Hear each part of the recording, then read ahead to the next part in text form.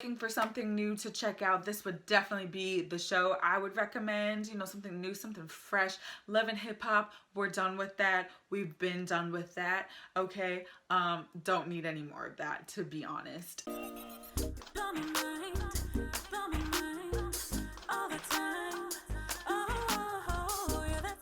Hey you guys, welcome back to my channel, and for those of you who do not know me, my name is Karrington and I want to thank you for checking out this video. Okay, so Love Island. Let's talk about it. Let's talk about what I like about it, okay? I've had quite a bit of free time while on lockdown, and I got into this show, this UK show. It was from the UK first, and now of course the US has a version and I think Australia has a version, but I got into this show on Hulu because they have all the reruns, because of course I needed something new to watch, and sometimes I like a little bit of reality TV, just a little bit, you know, a little spicy, a little drama, a little crazy. I like that stuff, okay? I'm not gonna lie. I like to see it. I don't like to be a part of it. Love Island is basically a dating show that is, and I'm talking about the UK version, of course. So it's set in the UK. They bring 5 guys and 5 girls. Sometimes it might be 6 guys and 5 girls or vice versa. But they bring them, they set them up in a villa that's in Mallorca, Spain, a villa that is in Mallorca, Spain.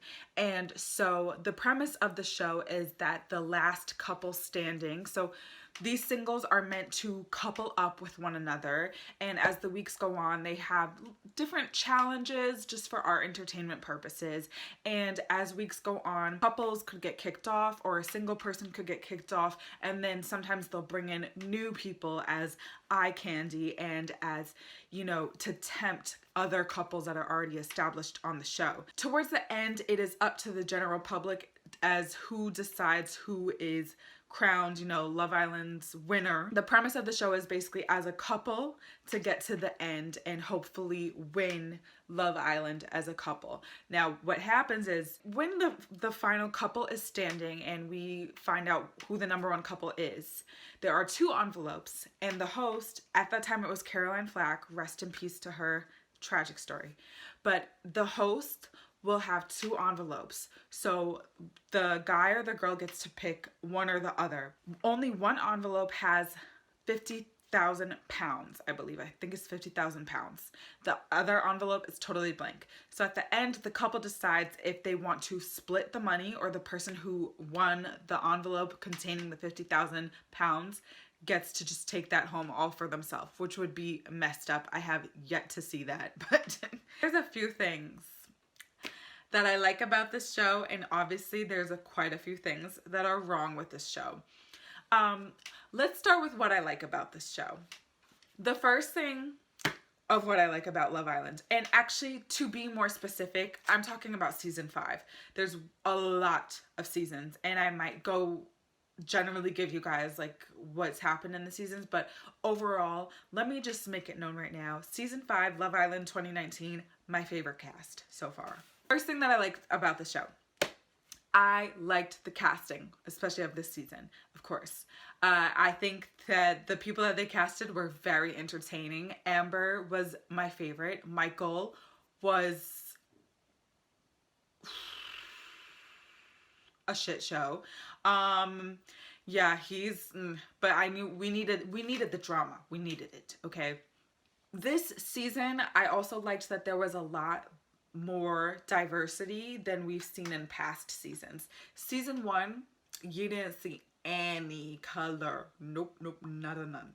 None at all. You did not see any color with season 1, so it made you believe that so no colored people are in the UK, okay.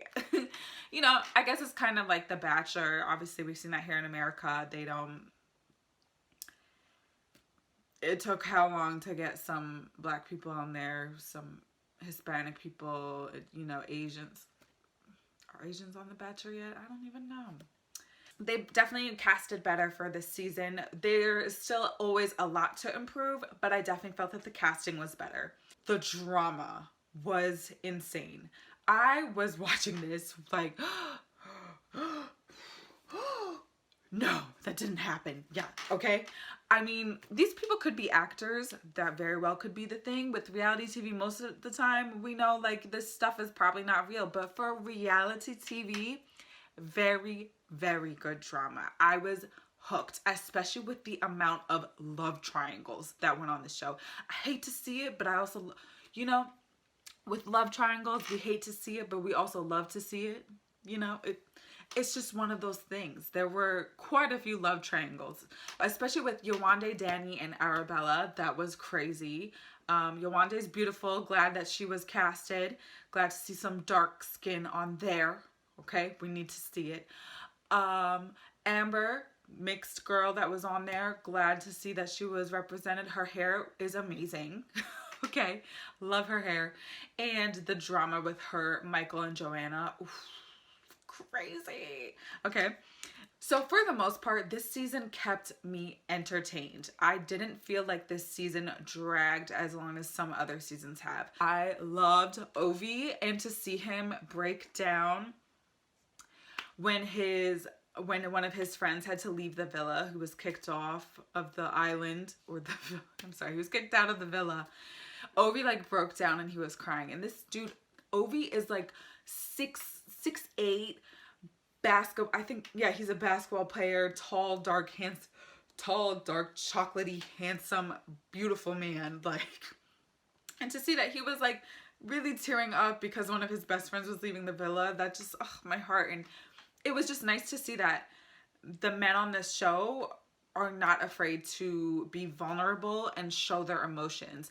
I feel like a lot of times it's more difficult for us to see that here in the US on our shows because men are still not feeling like they can be as vulnerable. I think there's definitely been a change, but for the most part, I've seen it more on the UK shows, on these reality shows.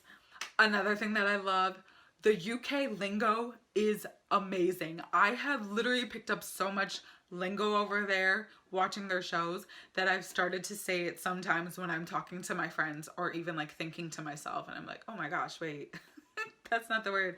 Let me just go over them. Pied off. I guess that's like, that means like when you've been dumped. Like, oh, he pied me off, or something similar, he mugged me off. We don't say that over here. Mugged me off, like he dubbed me. He mugged me off. He dubbed you, okay? Snogging.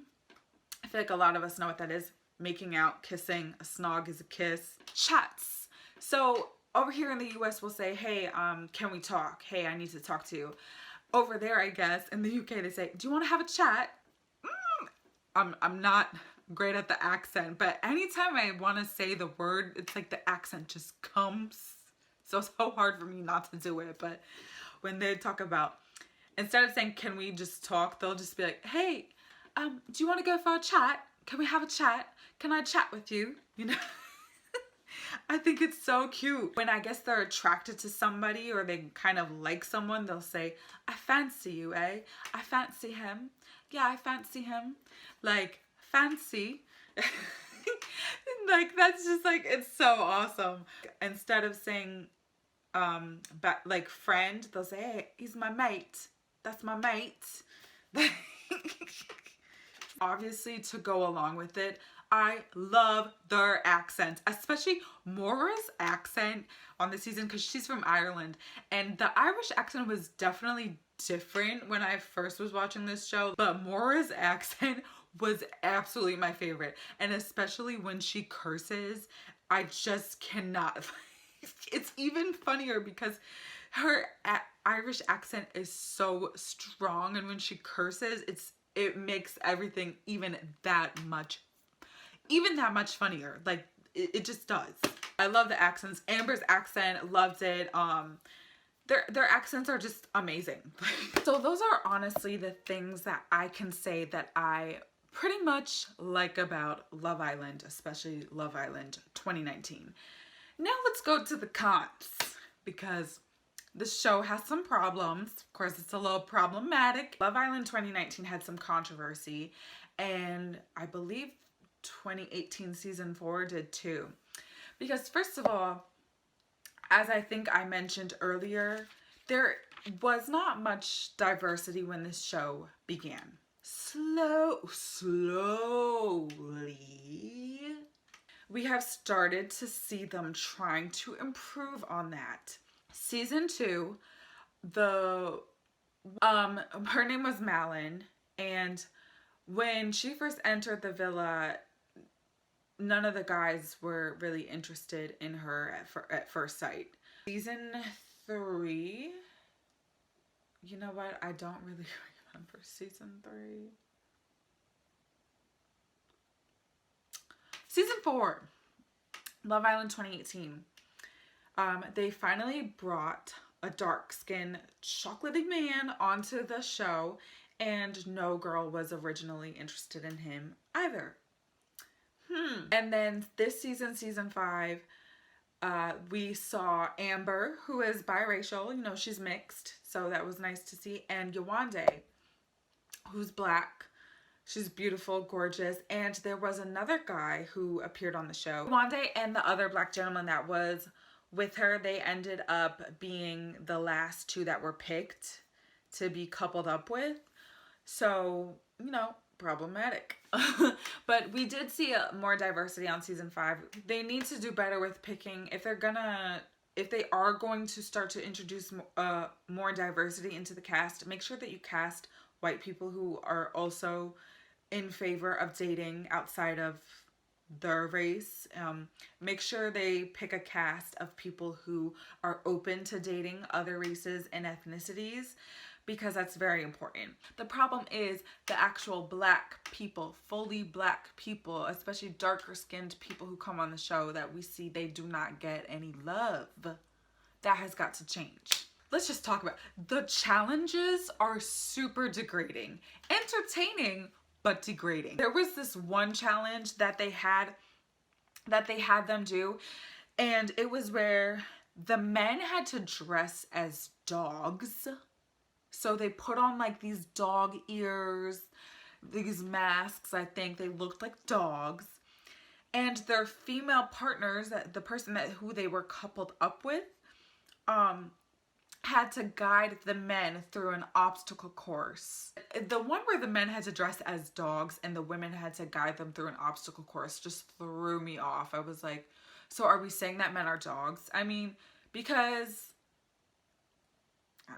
yeah, but we would like to see a change as women as well.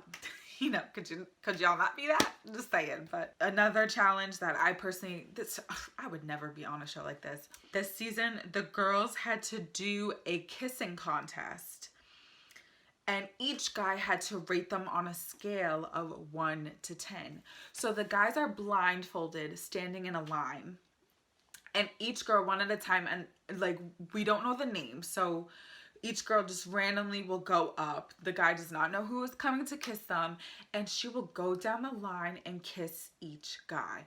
And first of all, ew, because you guys are all swapping spit. That's nasty. Nasty. You would not catch me doing that. Another con, I should have mentioned this earlier, but the way that this show starts off, like the first episode of every season I'm talking about, is just so messed up. It will kill your confidence. It will kill your dignity. Like, all of that stuff. Okay, so I understand that these people are given psychological tests before even getting into the villa, before agreeing to come on the show. I get it, because they have to make sure that they can handle what is being thrown at them. This season started off with 5 girls that were introduced, come into the villa, right? So this is the process. The 5 girls stand in a line. One at a time, the host will call out a guy to come out. So we're introduced to one guy at a time.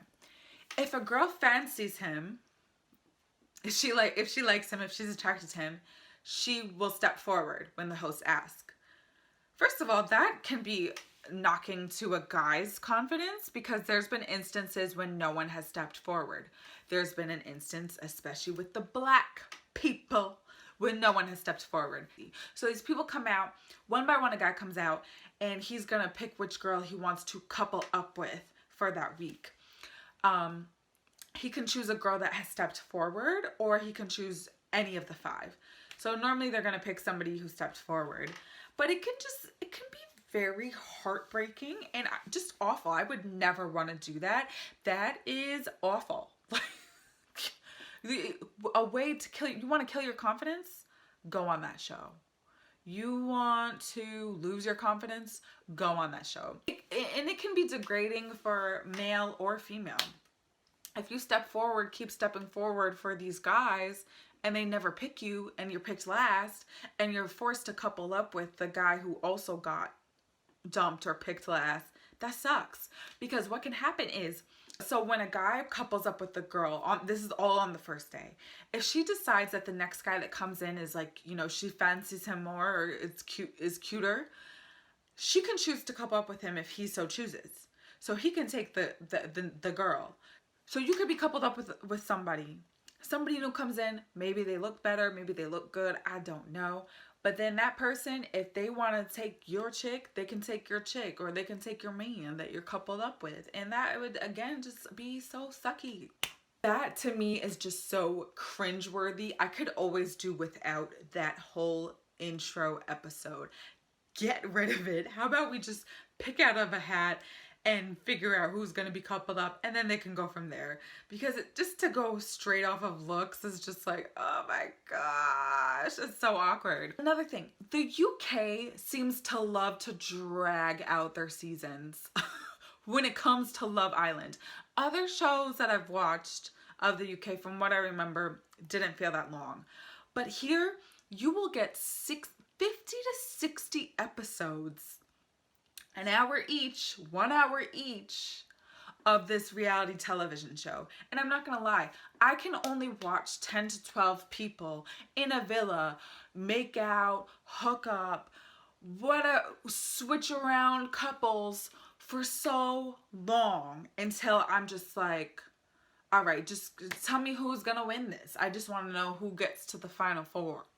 They could definitely shorten it a bit. Like, I don't need 50 to 60 episodes of Love Island. We don't need it. That's too much. Some of the couples, we could see why it's not going to work. It's not going to work. And then some couples are really cute.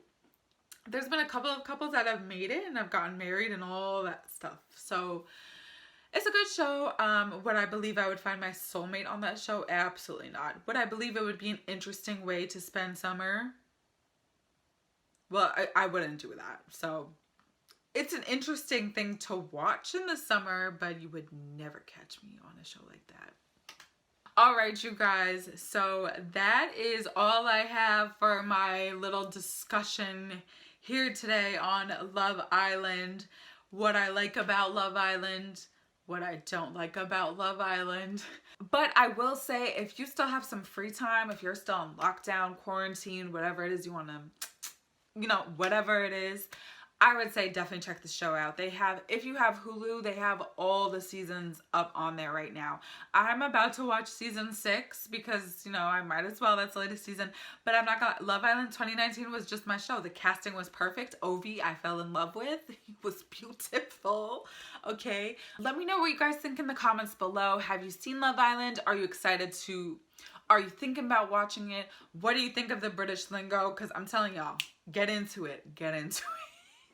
If you did watch this whole video, thank you so much for checking this video out. You know, definitely leave a comment below, please. Be sure to check out my music. That is linked in the description box below. Be sure to check out my music. That is linked in the description box below, as well as my Instagram and all that good stuff. Thank you guys so much for checking out this video, and I will catch you guys in the next one.